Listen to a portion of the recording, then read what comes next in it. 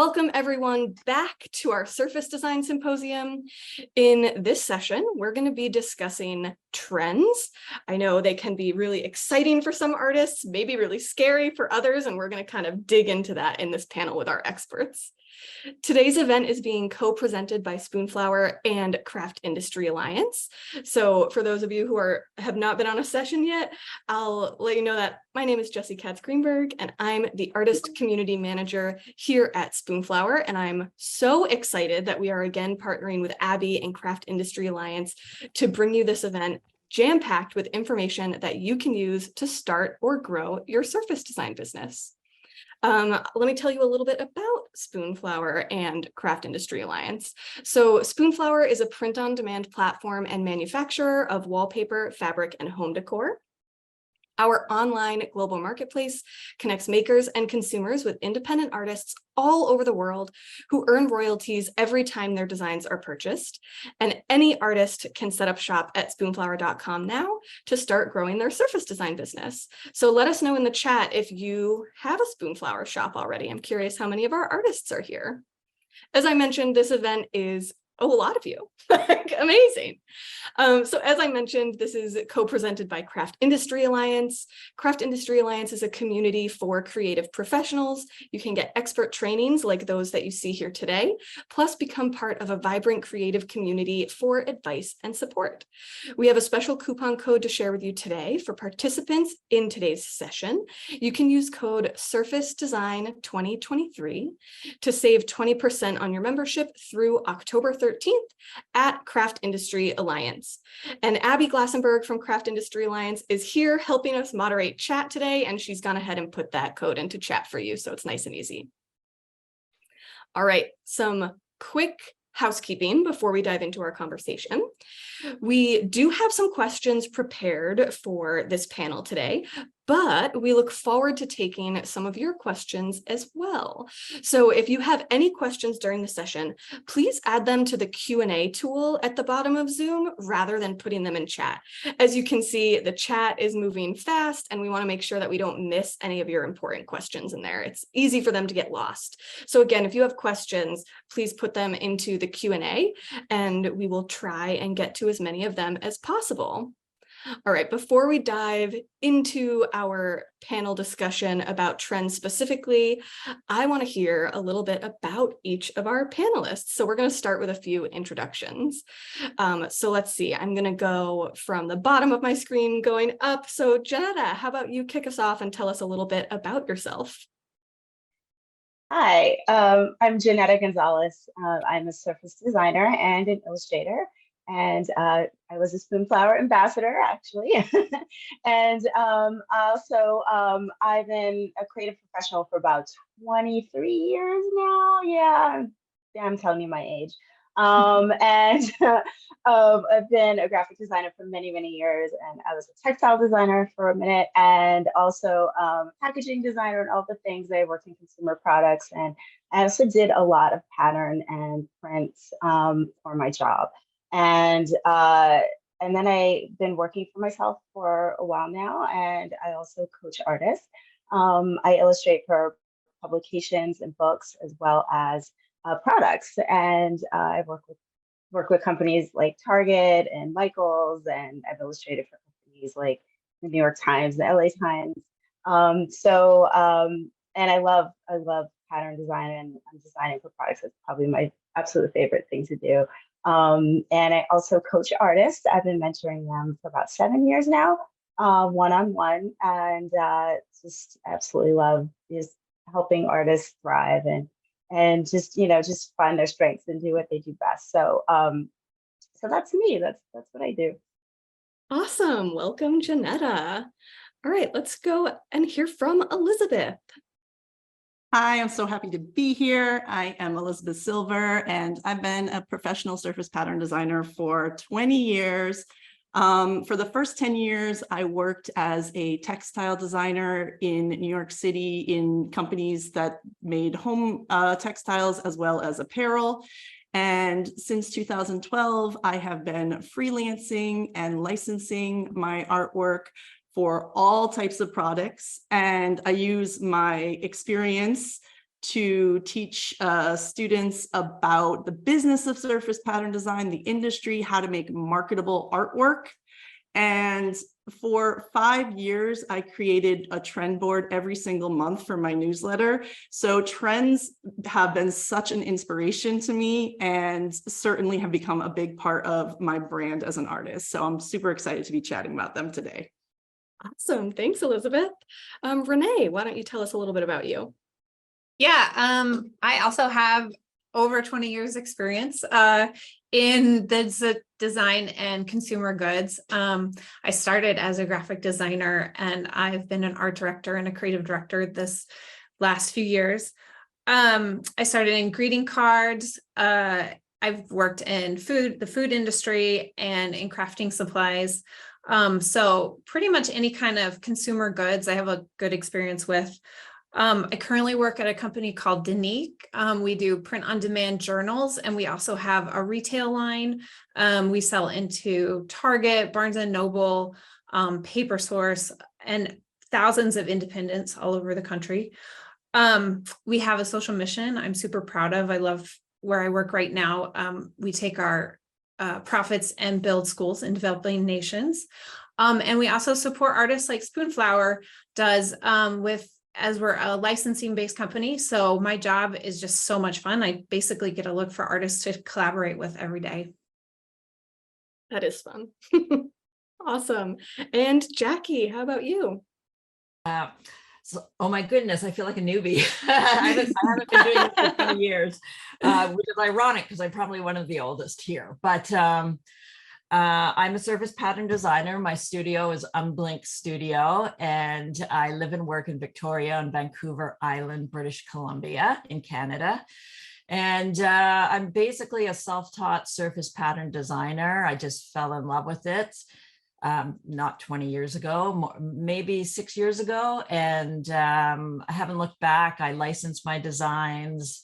I have several print on demand shops. I make graphic t-shirts. And with regards to trends, I've been a regular contributor to the WGSN print sourcing guides for kids for the last few seasons. So I've been involved with that as well. Awesome. You're on the inside of the trend scoop. Awesome. Well, welcome everyone. As you can all tell, we have such a fantastic panel here, and I'm really excited to dive right in. So I'm going to go ahead and do that. So let's get started with, how do you spot trends? Like, where are you looking? Is it magazines, websites, social media, in-person events? And how do you know that what you've spotted is in fact a trend? Renee, let's start with you.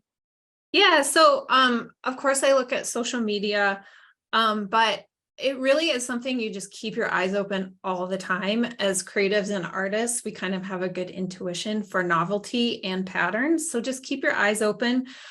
Shopping, all retailers, especially independent retailers. Travel is huge for me. So whenever I'm traveling, I always make sure I search out that trendy up and coming part of town with the little independent shops. Fine art, I do like to look outside of just surface design and look at fine artists. And then fashion and home decor usually are going to be the first ones on top of a trend. So look beyond just surface design and consumer goods, expand your vision, and you'll start to notice patterns. That's such a great tip, that specific industries are maybe a little ahead of the trends to kind of see them emerging there. That's awesome. Elizabeth, what about you? I think, yeah, Renee is correct that you do definitely develop a sense of keeping your eyes open and paying attention to new inspiration. You know, if we're pattern designers, we're used to looking for patterns and spotting patterns and seeing things more often. Really, you know, it kind of perks up your senses.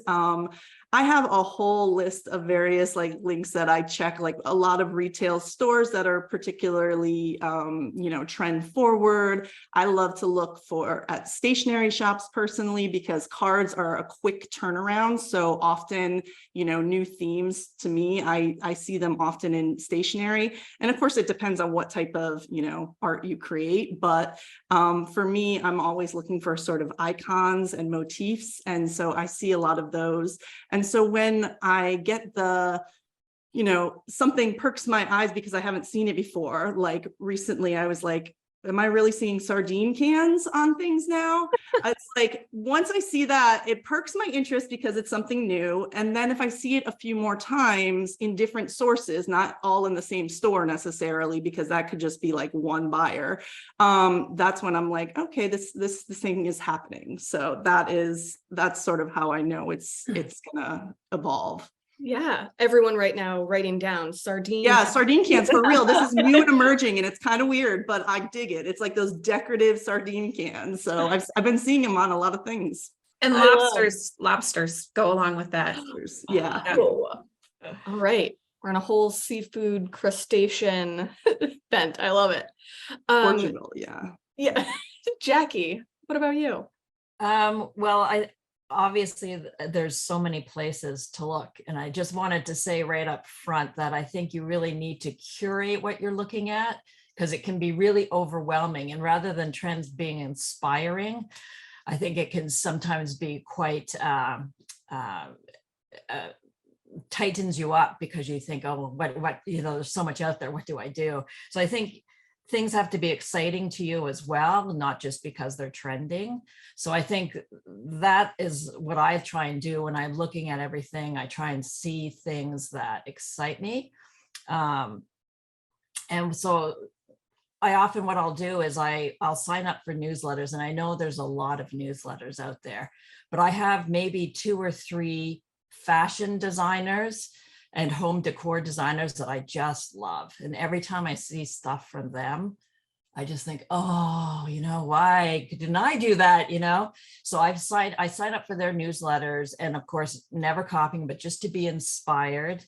And so that's what I do. And I don't, I have to keep it curated so I don't get overwhelmed.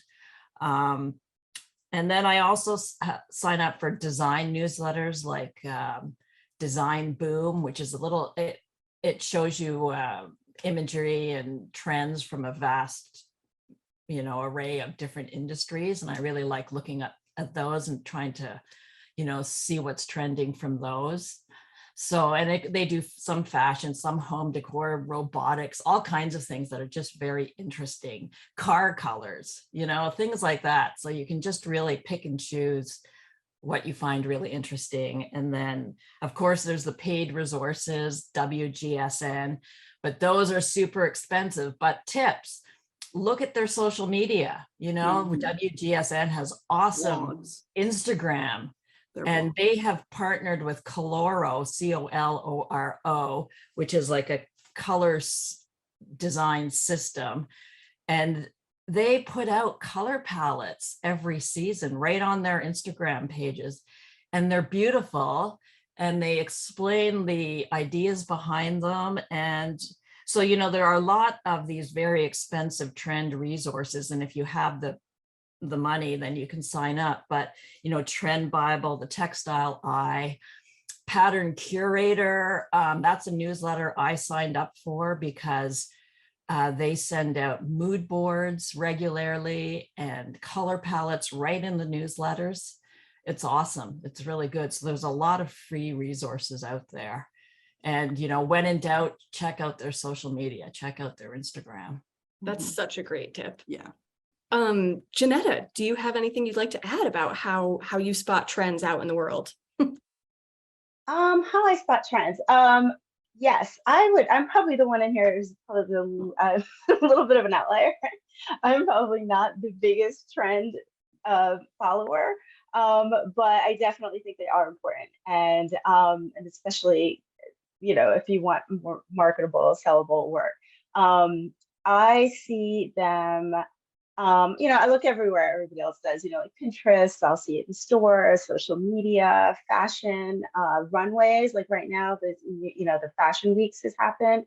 So it's a great place to look and see, because your trends really do come from Europe, and they come from fashion a lot. Home decor is always a good place to look too. There's a lot of home interior designers. I follow them, and they have great paint colors. They'll tell you about all the latest trends in home. And so that's, especially if you're designing for the home, I think that's a really good place to look and see what the lasting trends are. And so I do follow some interior designers. I do look at Fashion Week. And I'm also look at fashion magazines as well, and home magazines. I like to look at those.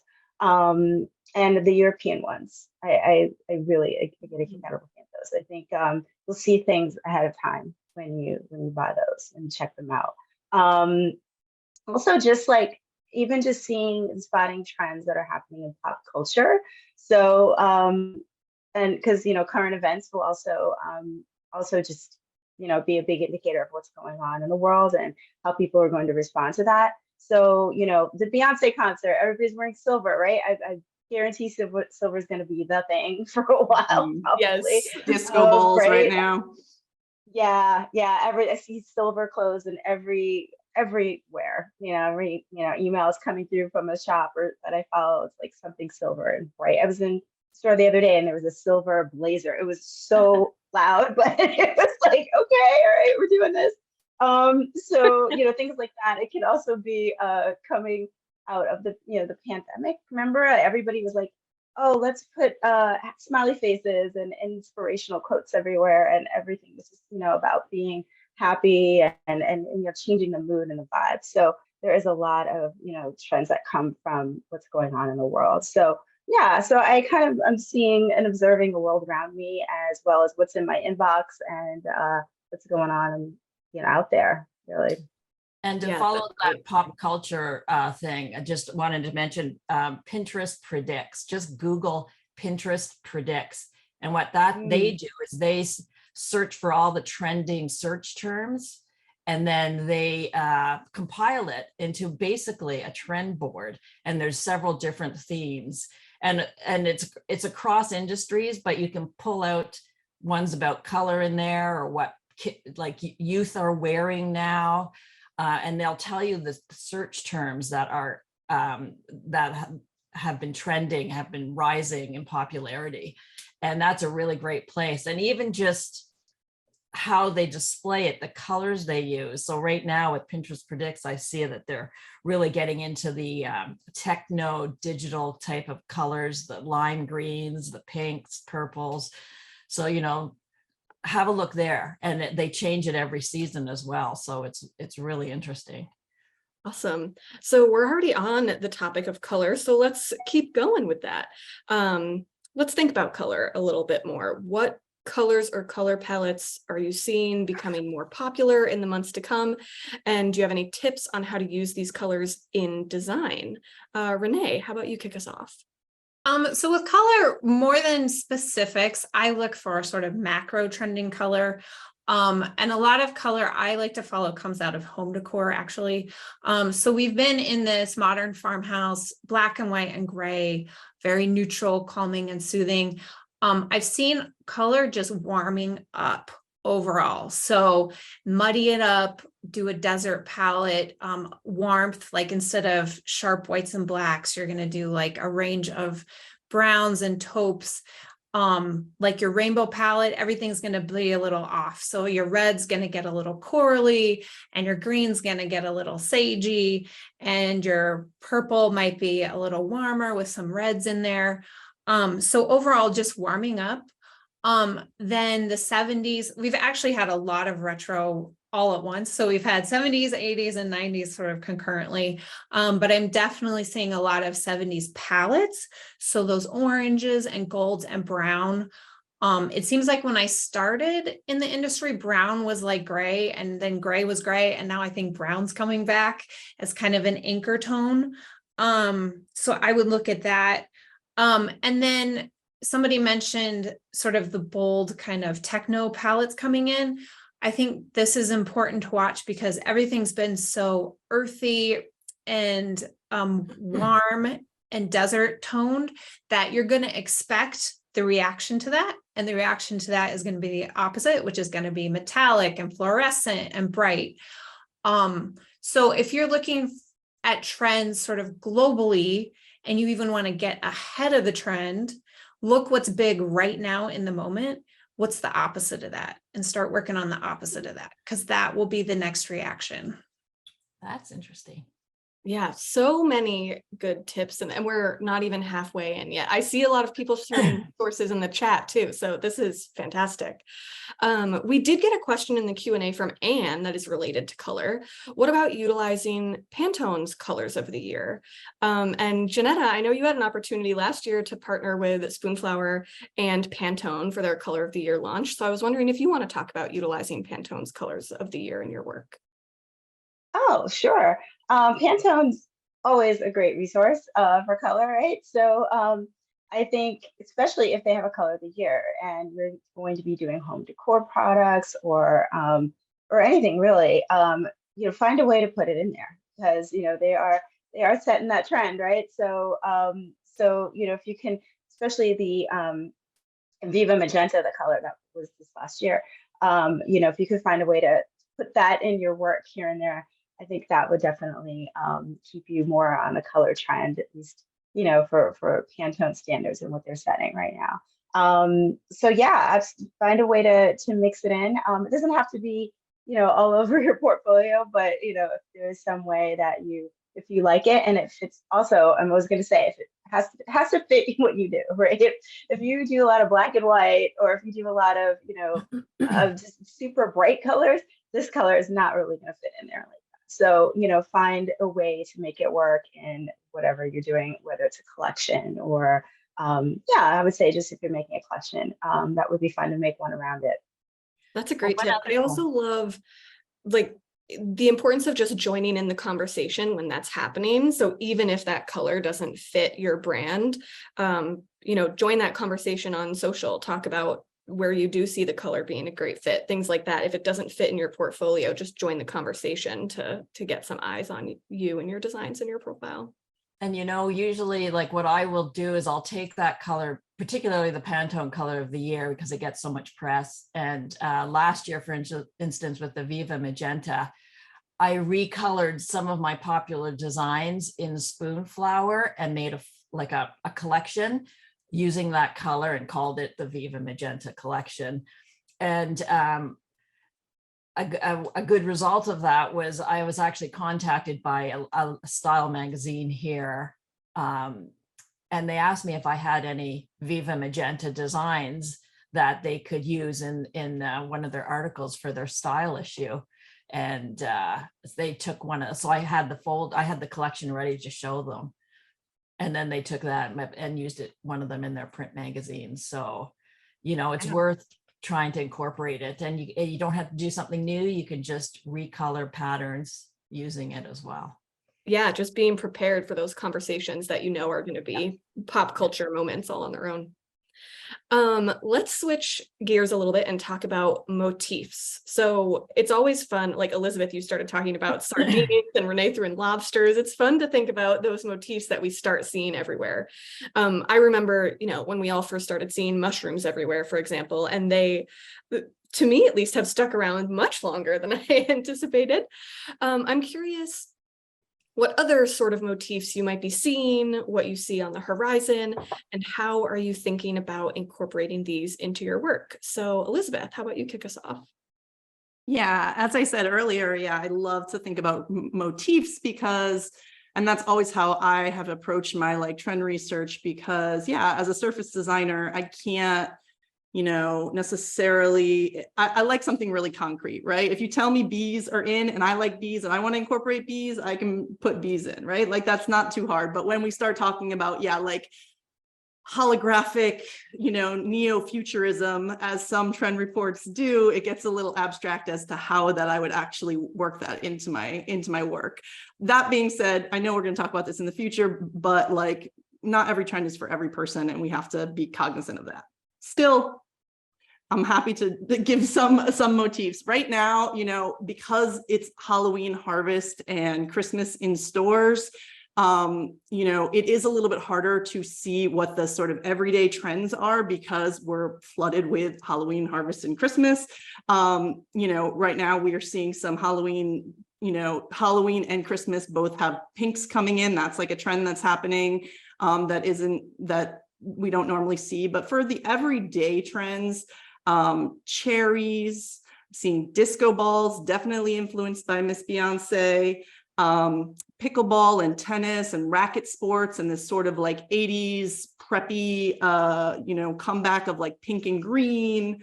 Certainly, I'm sure many people have seen the cowboy boots and the like feminine cowboy boots and cowboy hats, snails. We are still seeing all the 70s, 80s, and 90s icons that you were probably doodling on your notebooks, like peace signs and smileys and daisies and yin yangs and checkerboards. Those things are all still happening and really strong. Doing some research for this panel, the new icons that I was seeing, the sardine tin was definitely one. And these two are on my watch list. I cannot confirm. I've seen them in a couple places, but I'm not ready to say this is definitely happening. But dice and really girly bows, like ruffly bows and things like that. So keep an dice gaming, like casino, but also just dice. So keep a watch on that. If you start seeing dice and bows around, move forward if you're interested in it. But those are on my watch list right now. So that's what I've got. Interesting. Renee, do you have any motifs to add? Yeah, I concur with everything Elizabeth just said, and I've seen the dice and gambling in the Western cowboy vein, so kind of that saloon vein. And actually, that's a good point. When you start to see crossover between trends, you're onto something. So like the mysticism story has been huge. And so you see a lot of snakes and sort of Joshua Tree kind of mysticism within that mysticism, but that snakes translates to desert translates to cowboy. So it's all like kind of interrelated and interwoven. I have just been seeing the little white ghosts everywhere, not even just in Halloween, just everybody's pulling in the ghosts. I don't know what they mean significantly culturally, but they're super cute. Bakery treats and junk food, a lot of pretzels. The macro trends, again, nature and travel, getting outdoors, and the getting outdoors then goes into wellness motifs. The cowgirl and cowboy, the Western, for sure. I feel like that might come out of Austin, Texas being a big destination right now. 80s and 90s, so roller skates, sneakers, early tech, like old fashioned cell phones or beepers, that kind of thing. Oh, and I know I mentioned mysticism, but this has just been huge for us. So tarot, snakes, ravens, even kind of a Halloween-y vibe, but sort of all year round. And then that bleeds into sort of making full circle, going back into nature and nature wellness. And zodiac, right? Yes. Yep. I see a lot of agreement among people in the chat, and I already see this starting to happen, but would like to encourage more of it. Why don't you all just pop into chat and say some other trends that you're seeing that maybe Renee and Elizabeth haven't mentioned. I'd love to hear what you all are seeing out there. Yeah. We did receive a little bit. Oh, sorry. Oh, go ahead, Jackie. Yeah. I was just gonna say, I've been seeing a little bit of candy core too, like it's just those colors, the pinks. I think someone mentioned the cupcakes, cakes, a little bit of 80s thrown in there with that look. And it's super fun. There's a lot of music and, happiness, frivolity. That it's a really fun one, I think. And the colors are really good. Yeah. We received 2 questions in the Q&A that are that kind of relate to this topic. And Renee, I think these might be 2 good ones for you to take on. So from Bridget, we have, how long do trends last? And from Kim, we have, once we spot a trend, like out in the real world, is it already too late? So can you talk a little bit about that trend? I see Elizabeth, no. Renee, let's start with you and then move to Elizabeth. All right. So full disclosure, like in my earlier career, it was a 2 to 3 year cycle and it was pretty predictive. I'd see it 2 years out. It'd make it to independence about a year later. And then it would make it to like more mainstream retailers about 2 years, and then have a year and then be done. All that's over right now. It is really hard to get a hardcore timing cycle. And just like everything else, I explained this with the internet, we have access to so many things all at once, and we have access to every decade at all the time. So people are constantly rediscovering things. So rather than a full circle trend, it's like, oh, the 70s, that was big a couple years ago, but I'm still into it. And then suddenly it's back. So honestly, I wouldn't worry too much about timing. Do what inspires you. Do what fits with your style. And then, but even, and that even being said, if you see it in the store, no, it's not too late. Mushrooms has just been bigger and bigger and bigger and bigger. And I thought we were done with mushrooms 2 years ago, and I still am getting so many submissions with great mushroom art. So I'm not saying make your portfolio 80% mushrooms, but certainly it's not too late. If you see it in the wild, it's definitely not too late. Yeah, for sure. Elizabeth, you had thoughts on this too. Let's Well, hear no, it. I just wanted to encourage, I mean, Renee said it beautifully, you know, but I just wanted to, yeah, encourage people. It's not too late. Definitely. First of all, it depends on what store you're seeing it in, but things just really are much slower than you would anticipate. And the idea that, you know, if it's in stores, it's over is so restrictive. You know, if you do a good job on it, then it's still inspiring. And the thing is, a lot of art directors are, you know, risk averse. It's hard if you're talking about a big store, you know, making, purchasing art or using art on a product that's going to be like nationwide is hard to commit to something brand new, like sardine tins or whatever the like newest new thing is. It's hard to commit to something like that when you have to sell it all the way across America or in whatever country you're in. So they don't want like brand new. They want 10% fresher than what worked and sold last year that they have the stats for, right? And so if mushrooms sold really well last year, then they want like mushrooms with like a little extra, and, you know, or just like a new, slightly new take that has, maybe it's in a new colorway. Like the notebook I have behind me, like I did this a year ago after I had done a trend board on mushrooms in, you know, 2021. I didn't make the art until 2022 because it just didn't fit with what I wanted to do. It was in stores this summer, but it was recolored as pink. And, you know, it's like, so now it's hopping on another trend of like the Barbie and the pink and all that stuff. So it's like, they just want like a slight evolution, I feel like. So it's okay to just slightly evolve it, add it to another trend, you know, mix it in with your own personal style or your own take on that thing, and keep it going. Yeah, and of course, if you're a print on demand Spoonflower artist, you know, if you see a trend out there, you can have that in your shop within, you know, you proof it and it's out there. So, exactly. you know, you don't have to think long term. That's the beauty of Spoonflower and print on demand. Exactly. So, join that conversation right away. Yeah, I just want to add, like, as an art director too, I love it when artists are way ahead. And even if I'm not ready to take a risk on it, I'm going to do a screen cap, and I'm going to put that in my folder that I'm excited about, and I might want to use it in the future. So there's no reason to wait for trends to put it in your portfolio. If you're onto something and you think it's cool, like grab my eye with it. And it may not be now, but next year I might be ready for it. Exactly. So let's talk about how we incorporate these trends into our work as artists. And we have a question from Alka in the Q&A.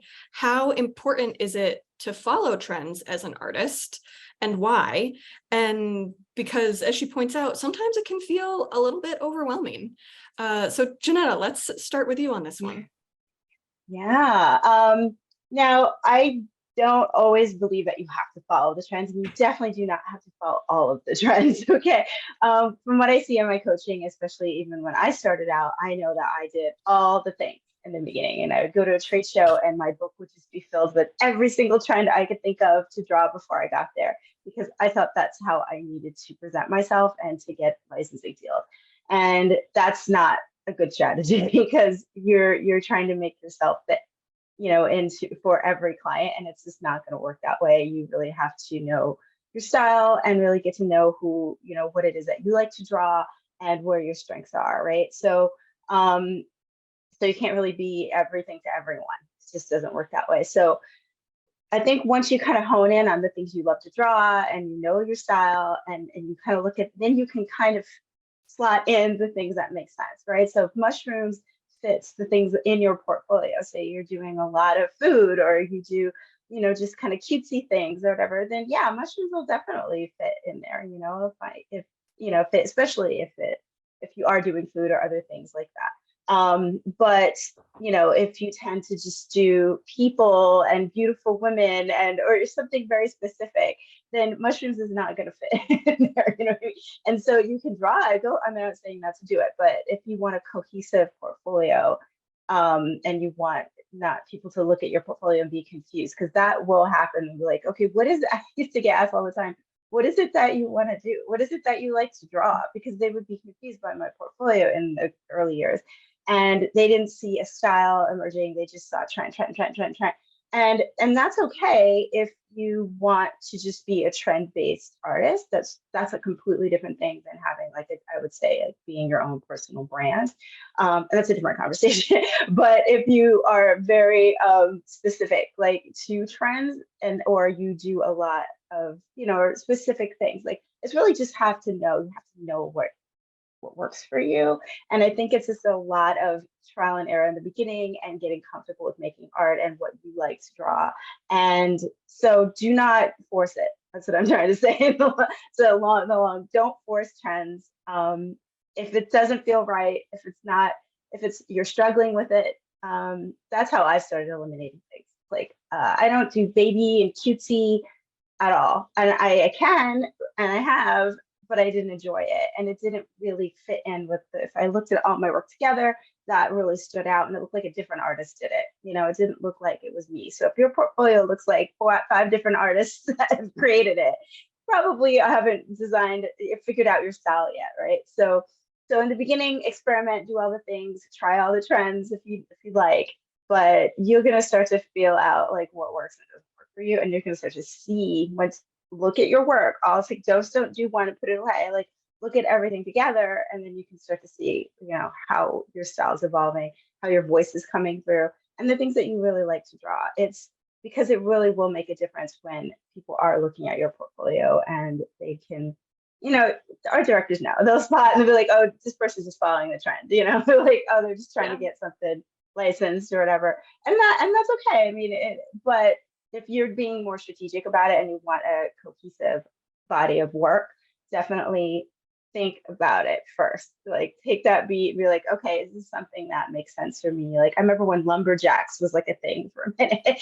Everybody was doing lumberjacks. It was like, not everybody should be doing lumberjacks. Like, I shouldn't be doing lumberjacks. I'm not gonna do it. I knew it. I was like, I'm not even gonna touch that one. So, and I worked with some people who were putting lumberjacks in their portfolio, and I had to cut them. I'm like, no, take it out. You know, you do coastal design. Why are you doing lumberjacks? You know, things like that. It does not make sense, right? So it's like, you really have to evaluate it and think about it. But you know, experiment now, and then get tighter and tighter onto the things that you want to draw. And I think you'll find the ones that make sense for you. Yeah. Now I just want to know what a coastal lumberjack would look like. Yeah. But I love too that you were validating that there is a time in your career to experiment and to try a lot of things, and then step back and look at your work and say, oh, this category maybe doesn't feel like me.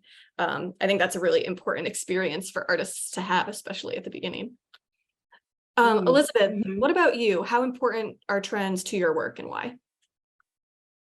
Well, I've always been a fan of novelty themes. Like, it's just always been fun for me to do more novelty themes. I can do a floral, you know, I can do a landscape, but I love to draw popsicles. Like, that's just something that I enjoy, right? So these crazy, like, you know, trends that I've been talking about, I mean, like, yes, there are more home decor trends about colors and like materials and things like that, but, you know, disco balls and cherries are right up my alley. And I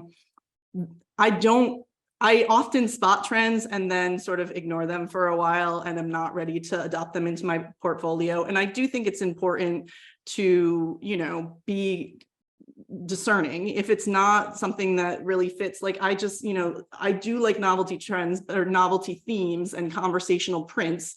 But if it doesn't work, if it's not something that I'm inspired to draw, then that's fine. I'm not like I have to hit every single trend. But the thing that I've found from having done so many trend boards is it can really help inspire you. And the way that I create my collections is often based on looking at a long list of what's trending and making some connections and then building out that list. So I have and this is on my website, it's like a handout that people can see, but basically it's like using trends to think of things around those trends, and that kind of moves you forward. And in a way, it's sort of how trends evolve. You end up getting a little bit ahead of the trends because the way that trends evolve, as like Renee was pointing out about mysticism, like, it starts with zodiac and then constellations. And then, suddenly it's, like mysticism and tarot cards. And then that evolves into like, it's all just like small steps forward. And so when you sit there and say like, all right, well, like out of this list of trends, here are a few that I could see going together, and not that you're going to use them all, but then like looking at, okay, well, if it's cherries, then what goes with cherries? Okay, well, like obviously other fruits, but maybe, you're thinking about cherry trees, and then you're thinking about like, you're just trying to sort of brain map out, and that can lead you to new ideas, new inspiration. And so that is how I usually use trends to kind of kickstart collection ideas. Great. And Jackie, how important are trends to your work, and how do you incorporate them? So that's a very good question. So I pay attention to trends, colors and motifs, but I have to admit I'm a little bit less structured. So I'll start with a trend idea. I'll start thinking about it. And as I'm designing, if it takes me off on a tangent, I'm going to go with the tangent. That's just what keeps me interested and excited. And at the end of the day, it keeps me looking forward to getting up the next morning and working again. And if I was trying to service the trend too much, and I have worked with agents before, and they've told me, what colors to use and things like that. And it just, I know the difference in myself, what's inspiring to me and what isn't. So I always work towards using the trends, but making sure it keeps me inspired and wanting to come back to that design, and I can tell if I'm not looking forward to coming back to that design, then I need to move it in another direction. But yes, trends are important as a starting point, for sure. I love it being a starting point and then kind of taking you on this journey, because I mean, if everyone drew the same exact mushroom that they saw trending, then we would all be creating the same work, and that's not exciting. But letting this trend inspire related themes and styles just puts your unique spin on this trend out there, which is much more interesting. Yeah, and it's very true with color palettes too. You can start out with a color palette, but fairly quickly you'll say, okay, that color in that palette is just not working for me. And it doesn't look like me. You can tell. I mean, it becomes instinctual almost, but yeah, and color is super important to me. So yep. So I see another great question in the Q&A from Diana. How can you balance incorporating current trends while creating timeless and enduring designs? So how might you incorporate trends into evergreen themes, which is something I know I've spoken to a couple members on this panel about before. So Elizabeth, do you want to talk about incorporating trends and adapting them for evergreen? Yeah, I think, the idea of evergreen themes sounds nice, but what an evergreen theme tends to be is a really long-term trend, like a pretty long-term trend, right? Like, or a very general part of something that then gets into trends. So like, if we think of like most common evergreen themes would be like florals, Christmas, right? But Christmas has a lot of trends. Florals have a lot of trends. What was a really popular like style of floral that you might have seen on, apparel 20 years ago is a lot different than what you're going to see now. So I think it's just a sort of a natural evolution that we see with evergreen trends, or evergreen themes, is that they do sort of evolve, and we see what's happening in the market and can be inspired by that. I also think that if you really want to specifically mix in trends versus evergreens, then you can, if you want to do it in one, design and collection. I always love putting twists on trends, mixing and matching trends together into one thing. Certainly, like the disco cowboy thing is a definite vibe that's out there. And as Renee was talking about, like all the things that kind of layer onto each other. But you can do that with evergreen themes as well, right? So how can you make disco Christmas? Like how can you make Western florals? Like there, you can use those things and mix and match them together to kind of spark more inspiration. That's why, again, I love trends for the inspiration that it can spark, because it's like the mix and matching of themes. And I just, I love to do that in all like seasons and whatever. How can you make cherries and Halloween go together? Like that's a challenge to me, and I like to do that. So that's how I kind of approach it. Yeah, great. And Renee, from your experience on the art direction side, how do you see artists adapting trends within those evergreen motifs?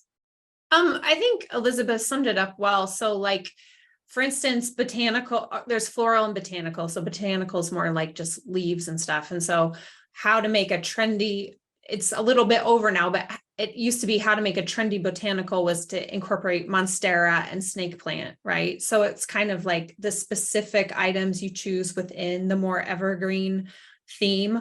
Color is a great way to update evergreens.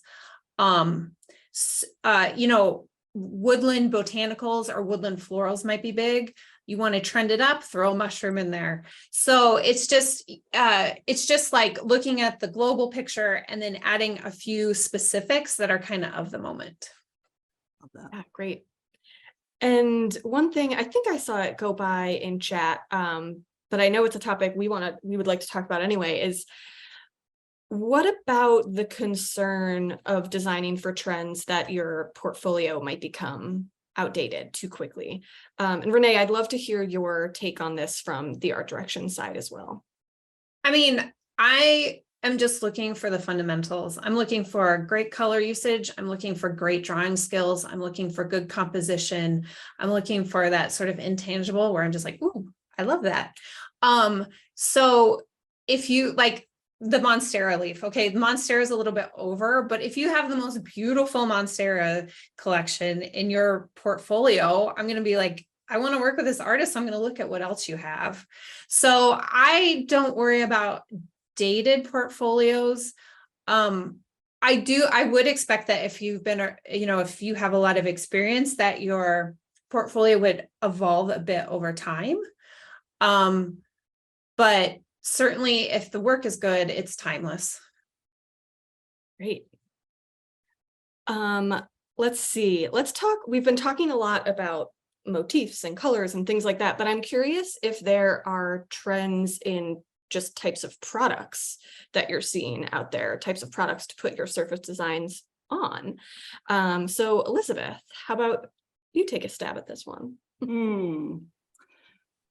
Well, I would say a big newer category, it's not like brand new, but something that's come out in the last maybe 5 years is definitely like hydration. So cups, water, tumblers, coffee to go cups, like any kind of like water bottle, whatever. That's like, so there are so many of those out there now. That's like a huge section in so many stores, and gift stores and gift companies especially have offer a lot more of that than they used to. So I feel like that's a category that didn't used to exist in the surface pattern world. As far as other products, nothing is exactly coming to mind. I think when I was thinking about trends within the industry, one thing that I was thinking is that, whereas 5-10 years ago, it was always like, what's the next animal that's coming out? Like, what's the next sloth? What's the next llama? What's the next whatever? I feel like animals are not as big as they used to be. It used to be such a given that like every 2 or 3 years, there was going to be this huge animal that was on everything. And we still see cats and dogs. You know, pets continue to trend, and that's, you know, something that you might consider evergreen. Now, honestly, like 8 years ago, I would have said animals are evergreen. But right now, there's really not a lot of animals out there in a lot of, I mean, it's not that there's none, but, you know, it's a lot less than what there used to be. And so things like that I'm seeing, these like slow, that's kind of what I talk about with like what we think of as evergreen might actually really just be sort of a much slower, you know, evolution rather than, let's say, a trend. So frogs and capybaras, I'm just looking at the comments. Yeah, there are animals. Yes, capybaras for sure. I have seen frogs, snails, like a lot of bugs, like butterflies and things like that. There are like sort of like the smaller things. It's not that they don't exist, but I feel like they're a lot less prevalent on like all over everything than our llama days. Yes, the llama was a day. It was What that a day one it was. animal on everything. The Owls. sloth was the got that worst, too. if you ask me, but that's just personal opinion. When I looked up a sloth for reference, I was like, oh, I'm not getting involved in this. We're not. Like an actual photo of a sloth, I was like, it's not happening for me. This isn't for me. So that's why we have to make our choices, people, right? Like that's the thing. You make your choices. You look at the reference photo, and if it grosses you out, then that means it's not for you. Exactly. Yeah, That's yeah. where we draw the line. Yep, we have to do it. There's a great question from Annie in the Q&A, and this is, how do you prevent accidentally infringing on someone else's ideas when you are looking at others for inspiration for these trends? Like, when does the inspiration cross over into like being a little bit overreaching?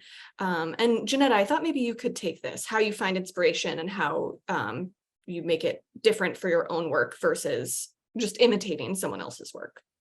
Oh, yes, imitating. I'll just answer in a two-part here. So for me, I am always finding visual inspiration everywhere I go. So pretty much every day, all day long, I see stuff and I'm like, oh, I love that colors. I love the thing, you know, just walking by something and it catches my eye.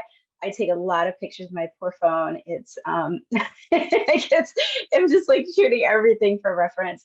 Sometimes I even go back to my phone. Sometimes I forget about it and I just kind of put it in my head. But often I'll pull those pictures and I put them in mood boards, or I just collect them. I have folders of inspiration. Even when I find things online, I'm like, Pinterest, you know, Pinterest is my best friend. So I am constantly seeing things. I think it's just the designer eye that you kind of like develop over time, right? You just can't help but see things, color, texture, pattern everywhere you go. So for me, that is always happening. And I think most designers will tell you that too, that it's kind of something you can't shut off, right? But when you are seeing other, like say you start, you know, you're collecting inspiration, you see other people's work, because you know, I look at to see what other people and see what's going on out there too, right? Like we all do. We look in the stores, we see what designs are, you know, are happening, what other mushrooms are out there, all of those things. So it is, you know, it does happen. There are those moments where you maybe subconsciously saw something and thought that maybe you drew it, or you were the first one to make it. And you're like, oh shoot, maybe I wasn't, right? I think as long as you stay with your style, that everything comes back to that, right? It comes back to knowing who you are as an artist, what you make as an artist, what you like to draw, what you want to be known for as an artist, and really just kind of, you know, keeping it within those parameters. Once you start jumping out of that, then you are in the land of whatever, like you are doing all the things that you're being influenced by. So you do have to like keep a check on that. You do. And if you're saying that, you may have noticed that you've done that, right? So you know, do watch for that, because you don't want to directly do something that somebody else is doing out there. I mean, it really, and there's a lot of that, which happens, especially when you're first starting out. You're going to imitate, because I think that's how you learn, right? But at some point that does have to shut off. Maybe stop looking at things, only give yourself like so many things to look at, especially if you are one to look at a lot of stuff, because I know some people just, look at way too much, and then they get a little confused, and then they're like, I'm overwhelmed, but then I'm just going to draw, and they kind of just regurgitate something. So just really have to know yourself, and you have to know, like, okay, catch yourself when that's happening, shut off all the, inspiration, and just start drawing, start, sketching, coming up with your own ideas, look at books, look at other things. You don't have to look at trends and what everybody else is doing. There are plenty other, like, you could do botanical books or references or mushrooms and things. You don't have to look at the trendy art that's out in the world, right? So find other ways to find your inspiration, especially when you feel like you might be heavily influenced by what's going on out there. Yep. And I'm actually going to drop a link in the chat right now, because Janetta wrote a blog post for us on the Spoonflower blog about ways to find inspiration offline, which I think is also really helpful for this. You're like, did I win, huh? Oh yeah, I forgot about that. Okay. And I think that's a great resource when we are all stuck scrolling and stuck looking at other artists, and just getting offline, off your phones, off your computer in general can be great. So we are coming up to the end, but there's one question that I want to fit in, and if we go a minute or two over, that will be okay. But I think an important one to end on is, we've talked about where to find all of this inspiration, how to incorporate it, but there's a lot out there to be looking at. So how are you keeping track of your visual inspiration? Do you use Pinterest or some other online tool? Do you have an inspiration board, a journal, maybe just an album in your phone? So Jackie, let's start with you. How do you keep track of all of this visual inspiration?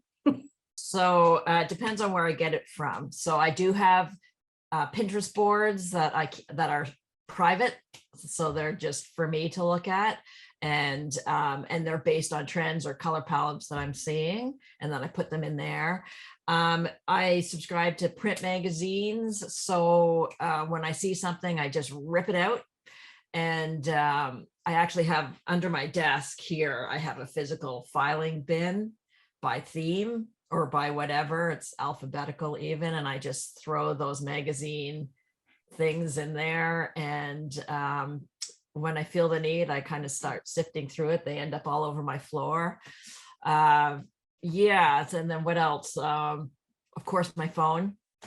And if I was more organized with my phone, I would actually keep up with the albums that I've created on my phone. But if I go out into the gardens and I take a whole bunch of floral pictures, sometimes I'll put them into my Dropbox, and then I use them as reference. Yep. When I'm working at my computer. And Renee, from the art direction side of things, how are you keeping track of your visual inspiration? So my iPhone, for sure, especially when I travel and I do comp shopping, I'm always taking pictures at retail. So I'll just go back through those albums by date, honestly, a lot. I live and die by screen caps. So I'll just, as I'm surfing, as I'm in Pinterest or looking through Instagram and I want to hold on to something, I just screen cap it and then I sort it into my folders by year. That's the same way I look at artists. And then I'm very, very careful with my Instagram feed. I'm always conscious of what I look at too long, because I want the algorithm tuned up to the type of illustration I'm looking for, and artists only. Like I even go through now that Instagram is more video focused, and I skip videos on purpose because I want stills, so it feeds me stills. So be mindful of your social media, maybe keep a separate feed and just really, really tailor that. Awesome. Well, thank you all so much for joining us. And I'm talking to all of you watching and in chat. Thank you for being here. And Jackie, Renee, Elizabeth, Janetta, thank you so much. We're so appreciative to have you here and your expert opinions. We learned so much, and I'm really grateful for all of you. Thank you for having us. Thanks This for was a great having event. me. Thank Of you. course. Yeah. Thank you. All right. Well, I hope that we get to see some of you in chat in our next 2 sessions for the day. So looking forward to spending more time with you here on Zoom, and have a great rest of your day. Bye, everyone. Bye.